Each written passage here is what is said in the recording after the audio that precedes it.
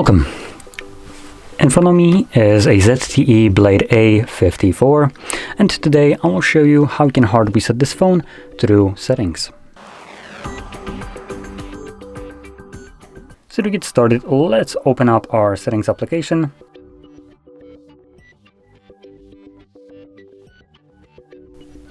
From here we're going to scroll down and select System and Update, and then Reset Options. Erase all data factory reset, which will present us with a list of data that will be removed by this process. I recommend going over this and seeing if there's anything from the list that you don't want to permanently delete, maybe things like music, photos, or user data. If there is something like that, make a backup copy of it to some other device. And once you've done so, you can then select Erase All Data. Do that once more.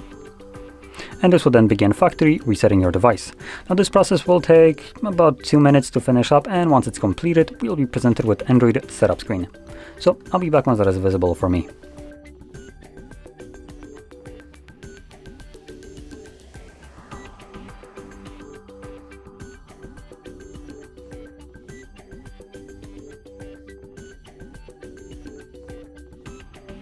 And as you can see, the process is now finished and you can set up your device however you like.